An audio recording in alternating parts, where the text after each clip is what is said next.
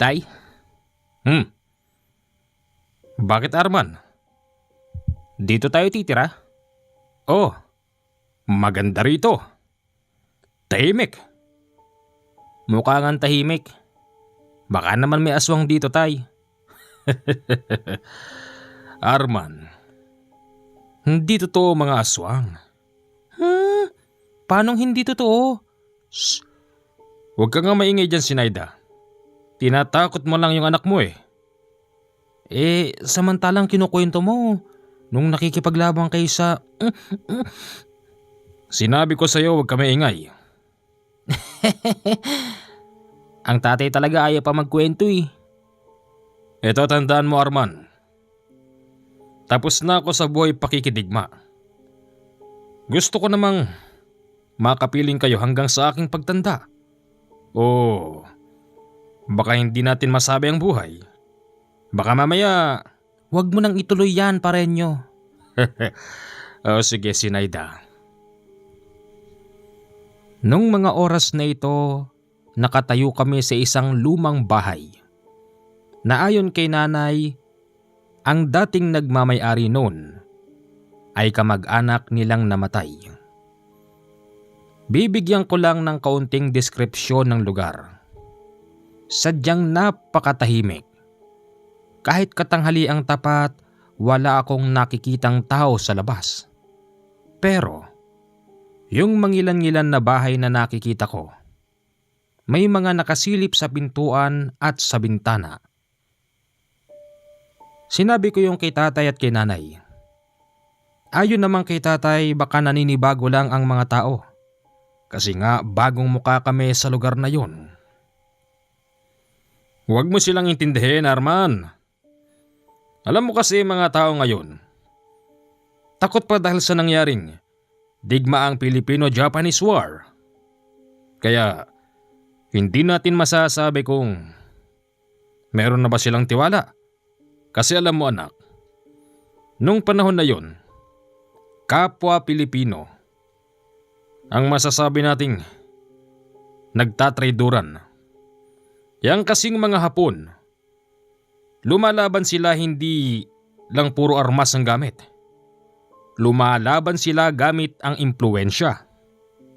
Nang dahil doon, hindi natin masisisi ang mga tao na pati kapwa natin Pilipino, pagdududahan nila.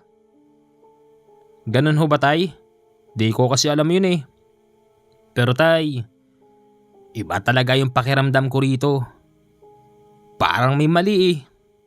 Oh, pumasok na tayo sa loob. May susi ka ba dyan, Nay? Wala nga eh. Malaki ang katawan noon ni Tatay Parenyo. Kaya't yung pintuan na isang tadyak niya lang.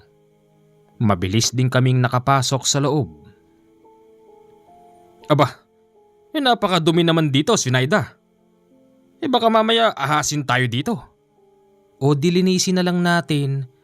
Tsaka, matitino pa naman yung mga haligi, di ba? Oo nga. Bakit ba kasi dito tayo tumira? Ano, gusto mong bumalik sa lugar mo? Baka mamaya, yung binigay sa'yo ng gobyerno, makihati pa yung mga kamag-anak mo. Sige, nandito na tayo eh. O di, dito na tayo tumira. Sa unang araw namin doon, Commander, para bang kami lang ang tao sa buong baryo. Kasi nga wala kaming nakausap, ni maski mabilihan ng pagkain wala. May nakita naman ako noon na tindahan pero nakasarado. Sinubukan ko rin kumatok para bumili pero hindi ako pinagbuksan ng tindera. Naghahanap kami noon ng maliit na talipapa. Baka sakaling makabili man lang ng pagkain. Pero wala. As in wala talaga, Commander. Kasi kitang-kita pa rin yung bakas ng pinangyarihan. Ano ba namang klaseng lugar to, Tay? Hanggang ngayon, parang may trauma pa din yung mga tao rito. Hindi mo sila masisisi, anak. Katulad ng sinabi ko, may takot pa ring nararamdaman ng mga tao. Ang problema ngayon, Parenyo, saan tayo kukuha ng pagkain? Ano ka ba naman, Sinaida? Merong ilog dun, oh. Imposibleng walang isda dyan. Ano kinain ng mga isda dyan? Mga patay na bangkay? Hindi naman siguro. Huwag ka nag-iisip ng ganon. Alam mo, sa tagal naming nakidigma sa mga dayuhang mananakop, naranasan na rin naming mabuhay ng pangsariling paraan. Kung anong pwedeng kainin na makikita sa kagubatan at sa katubigan, pinapatos na namin para magkaroon naman ng laman ng aming mga tiyan. Kaya, pasensya na muna kayo. Hindi pa nakakabangon ang bayan na ito. Kaya, hindi rin nating masasabi kung meron na bang nag-ooperate na mga establishment para sa pagsisimula ng bagong buhay. Naintindihan ko ho, Itay. 2 araw ang lumipas, Commander. Ang kinakain namin noon, isda na galing sa ilog. Tapos mga kamote na naiwan. Ano ba naman to, Tay? Puro na lang tayo isda sa ilog tsaka kamoting naiwan ng mga dayuhan na yon? Nagrereklamo ka pa, Arman. Pasalamat ka nga hindi ka na maghukay. Sukat ba naman hukayin ng mga Hapon na yun itong kamotahan na to at iniwan ng nakatiwangwang? Di man lang nila kinain bago sila mamatay. Kaya nga, wala tuloy laman yung mga tiyan nila nung mamatay sila. Kitang-kita naman kasi ang bakas ng pinangyarihan sa lugar na yon. Kung ikaw nga ay may tinatawag na sidekick, Jack, na makikita mo sa iyong isipan ang nakakatakot at kahindik-hindik na pangyayari sa liblib na baryo na yon. 1 linggo na kaming naninirahan sa lugar na yon, Commander.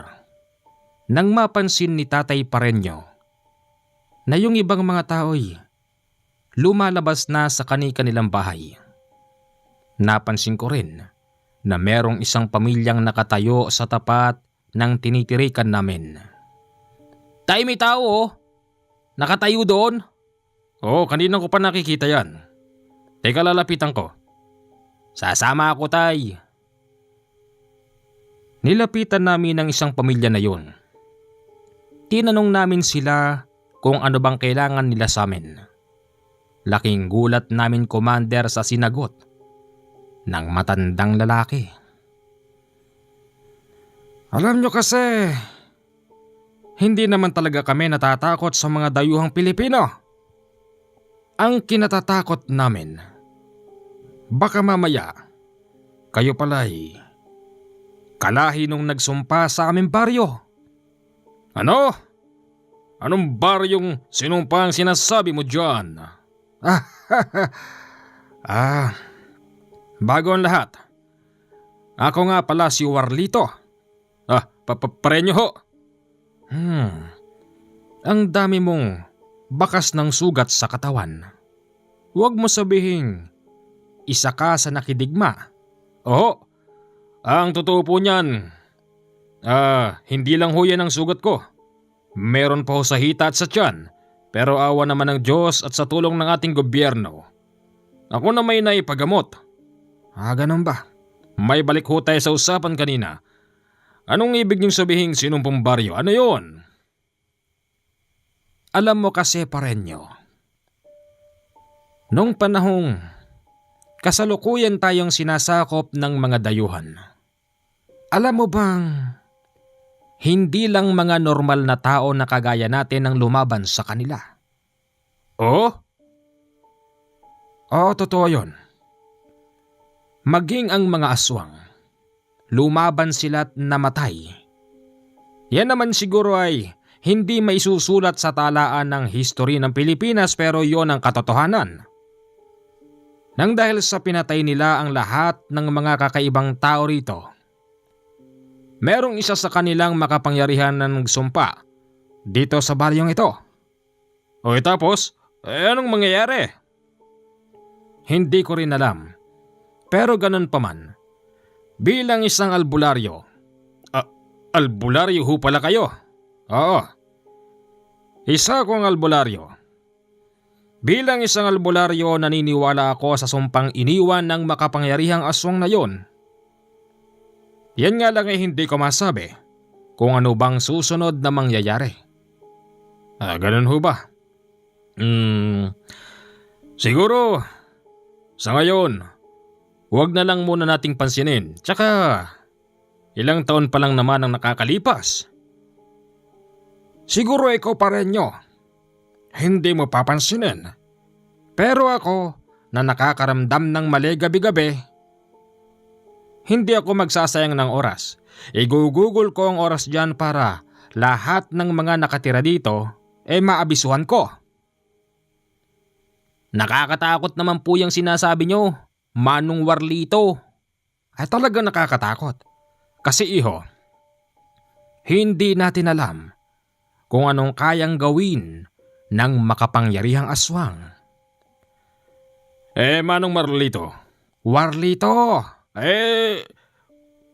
Oo, sige. Bakit ba takot na takot kayo sa mga yon? Kasi kung makapangyarihan sila na katulad ng sinasabi mo dyan, bakit sila mamamatay gamit ang mga baril ng mga Hapon? Hindi mo ba naiisip pa rin nyo? Kung sa atin na mga kapwa Pilipino'y merong mga gamit at meron ding tinatawag na kakaiba. Sa palagay mo ba, yang mga Hapon na yan ay wala ring gamit? Oo, tama ka. Hindi rin basta napapatay ang mga katulad natin lalo na sa mga ganong klase ng lahi. Paano kung yung mga nakidigma rito sa atin ng mga Hapon ay meron ding malalakas na gamit para talaban sila at para na rin mamatay sila? Sabagay.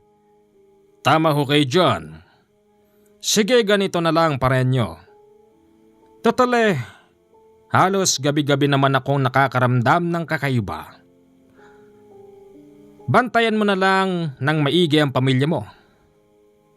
Kung anong makita mong mali, gumawa ka ng paraan para yung pamilya mo manatiling safe sa lugar na ito.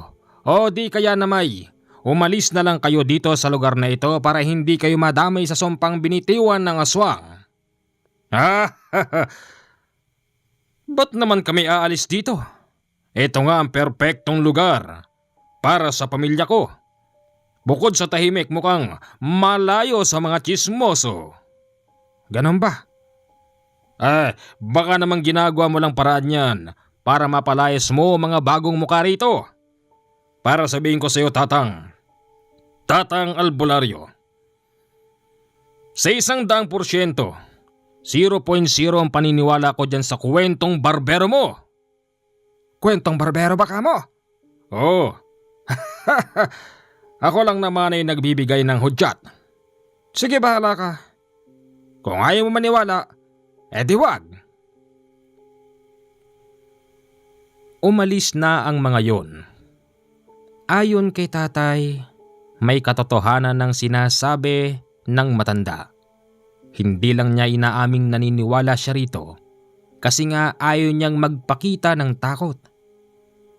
Dagdag pa ni Itay, nung panahong nakikidigma sila sa mga dayuhang mananakop, normal na sa kanilang makakitang kapwa Pilipino ay kumakain ng hilaw na laman. Siguro nang dahil na rin sa gutom pero kakaiba rin yung nasaksihan noon ni Itay dahil yung Pilipinong kumakain ng hilaw na laman, kakaiba raw ang itsura. Maitim ang muka at taddad ng balahibo tapos merong mga naghahaba ang pangil. Yun na siguro yung tinatawag na aswang. Ano ba naman yan, parenyo? Bakit? Ano bang kasalanan ko? Lumayo tayo sa mga tsismosong kamag-anak tsaka sa manghuhut-hut. Tapos napunta tayo rito sa lugar na may aswang? Kung gusto mo, Sinaida, kahit bukas umalis na tayo rito. Saan naman tayo pupunta, Ber? Ikaw, Total ikaw ang banker. Nasa iyo ang pondo, di bahala ka kung saan mo gusto. Hindi rin naman sigurado kung totoo ba yung sinasabi ng matandang yun. Baka mamaya, kwentong bayan lang yun.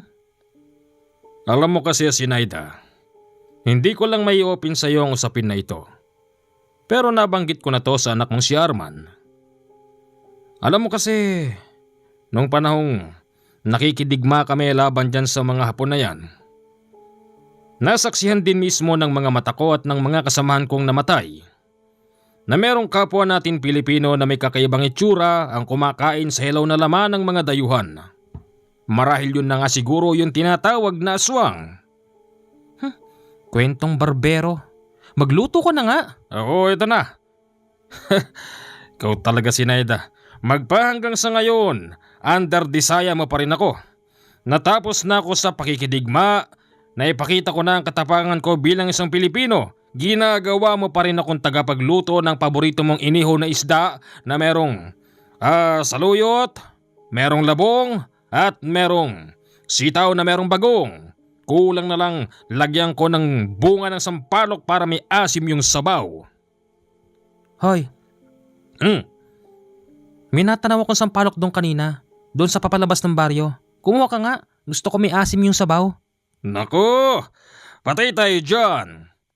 Nay, ako na lang kaya kukuha, Nay. Oh, yung anak mo na lang. Total matigas na ang buto niyan. Sige, ikaw bahala. Iniwan ko muna pansamantala si Itay at si Inay habang nagtatalo sa usapang walang kakwenta-kwenta. Naglakad-lakad muna ako, Commander, upang puntahan ang puno ng sampalok. Laking gulat ko. Sa isang maayos na bahay merong mga nakatambay na binata. Tapos may mga hawak na mga itak. Para bang meron silang pinagpupulungan. Para bang meron silang planong gagawin bukas o kaya ngayon. Tandaan nyo, hindi natin pwedeng baliwalain ang sumpa ng aswang na yon. Kasalanan yan ng mga lintik na Hapon na mananakop. Nararamdaman na ni Warlito na hindi magtatagal yung sumpang binitiwan ng aswang na yon ay kakalat na sa buong baryo. Yang mga itak ninyo huwag niyong aalisin sa inyong tagiliran hanggang sa inyong pagtulog. Siguraduhin nating ligtas ang ating mga mahal sa buhay. Ganon? Pati pala ibang mga tao rito naniniwala doon. Hoy, ikaw bata! Halika nga rito. Po, ako po. O ikaw, halika rito. Opo, nandyan na po. Paglapit ko sa matandang nagsasalita, agad niya akong dinakma sa ulo at sinabing, Sino ka? Hindi ka taga rito. Aray, tatang, masakit po. Sino tong batang ito? Huwag kang makialam dito. Hoy bata, sino ka? Ako po si Arman. Anak po ako ni Pareño at ni Sinaida bagong lipat po kami ron sa dulo. Kayo pala yung naglalakad dito nung nakaraan. Nasaan ang tatay at nanay mo? Nandun ho sa bahay. Pupunta lang po ako ron kasi kukuha po ako ng bunga ng sampalok. Nagpapaluto ho kasi ng inabro na may asim si Inay. Pinakawalan ako ng lintik na matandang yon. Tandang-tanda ko yung gaspang ng kanyang kamay. Buti naman po binitiwan mo ko. Sige, makakaalis ka na. Nang pumunta na ako sa sampalok, nakita ko ang kapal-kapal ng bunga. Nag-e-enjoy pa nga ako noon sa pagkain dahil meron akong bit-bit na asin. Hanggang sa hindi inaasahang pagkakataon, Commander. Habang ako'y nasa itaas noon ng puno, dinig na dinig ko yung boses na bumubulahaw. Pakawari ko nandun lang yon sa gilid ko, kaya't linga ako ng linga. Ito pala ang lugar na sinasabi ni Saturno.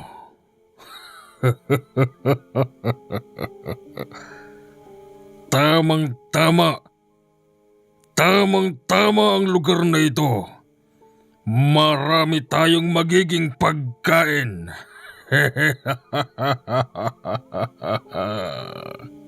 Hmm? Sino yun? Sino yun? Sa takot ko noon, Commander, bigla akong tumalon sa mismong kinauupuan ko. Hindi ko kasi malaman kung saan nanggaling ang boses na yon. Kahit na mataas pa yon, nakatalon naman ako ng maayos.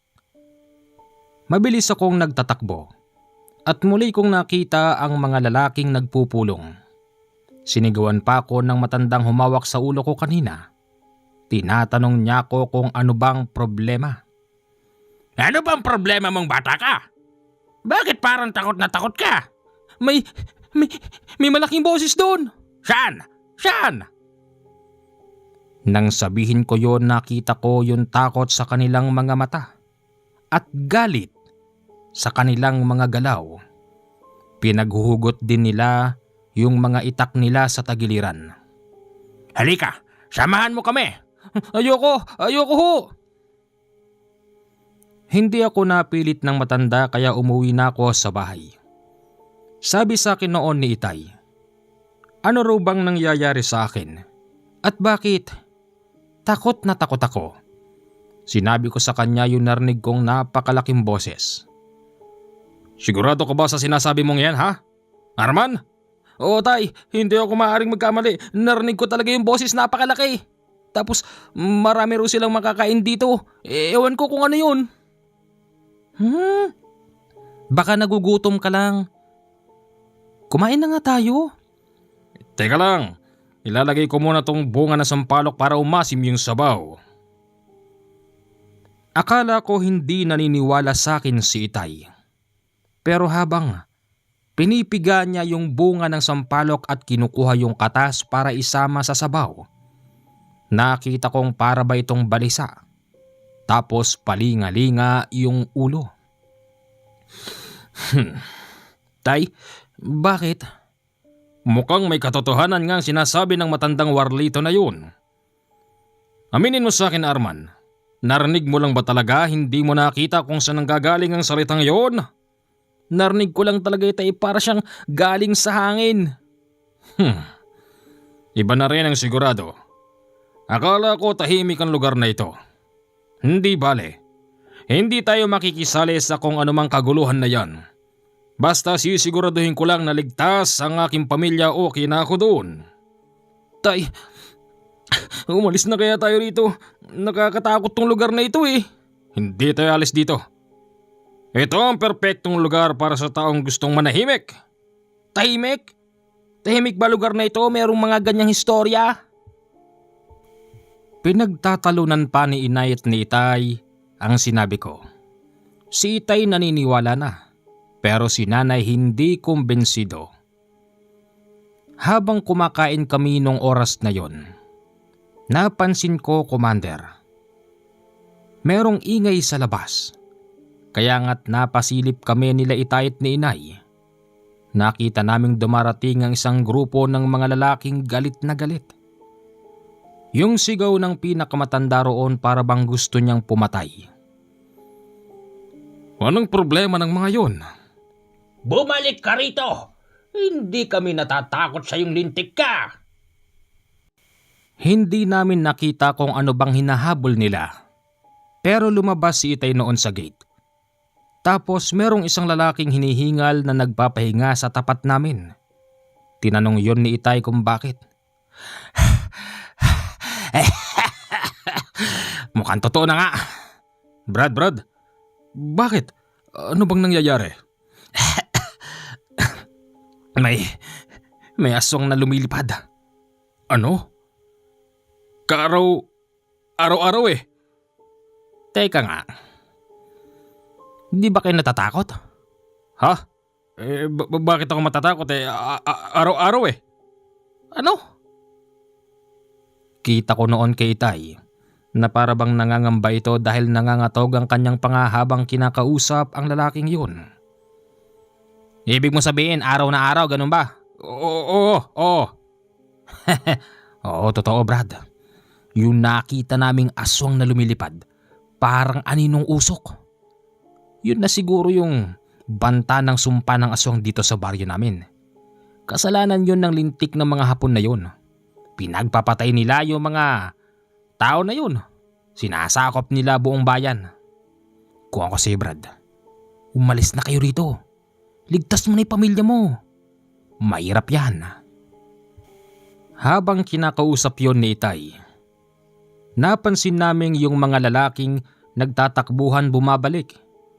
Tapos kitang-kita mismo ng mga mata ko, Commander, yung tinuturo nila sa bandang taas.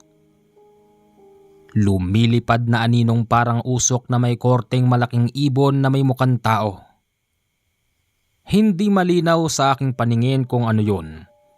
Pero ayon kay Tatay, yun na yung sinasabing palipad hangin ng nagsumpang aswang sa baryo.